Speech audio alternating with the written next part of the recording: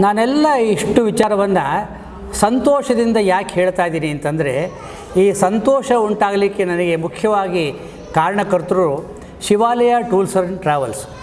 ಯಾವಾಗ ನಾವು ಲಕ್ನೋಗಿಂದ ಪ್ರಾರಂಭ ಮಾಡಿದ್ವಿ, ಅಲ್ಲಿಂದ ನಮಗೆ ಸುಂದರವಾದಂತಹ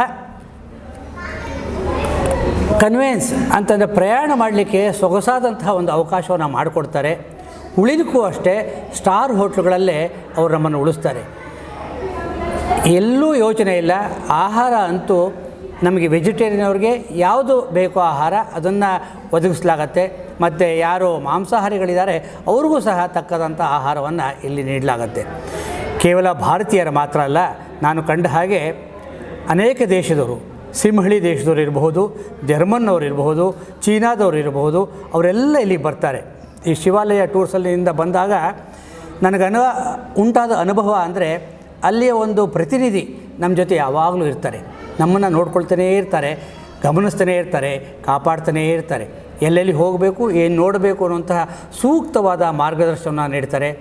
ನಮಗೆ ಯಾವುದೇ ರೀತಿಯಾದಂತಹ ತೊಂದರೆ ಇಲ್ಲ, ಅನಾನುಕೂಲತೆ ಇಲ್ಲ. ಎಲ್ಲ ಕಡೆಯೂ ಸರಿಯಾದ ಸೂಕ್ತವಾದಂತಹ ವಸತಿ ಗೃಹದಲ್ಲಿ ಉಳಿಸ್ತಾರೆ. ಸ್ನಾನ ಮಾಡಲಿಕ್ಕೆ, ಊಟ ಮಾಡಲಿಕ್ಕೆ, ಉಳ್ಕೊಳ್ಳಿಕ್ಕೆ ಬಹಳ ಸೊಗಸಾದಂತಹ ಅವಕಾಶ ಇದೆ. ಹಾಗಾಗಿ ಇಲ್ಲಿ ಬಂದಿದ್ದು ಶಿವಾಲಯ ಟೂರ್ಸನ್ನು ನಾನು ಭೇಟಿ ಮಾಡಿ ಪ್ರಯಾಣ ಮಾಡಿದ್ದು, ನನಗೆ ಯಾತ್ರೆ ಮಾಡಿದ್ದು ಬಹಳ ಸುಖಕರ ಅನಿಸುತ್ತೆ. ನಿಮಗೂ ಅದೇ ಅನುಭವ ಸಿಗಲಿ ಅಂತ ನಾನು ಬಯಸ್ತೇನೆ. ನಮಸ್ಕಾರ.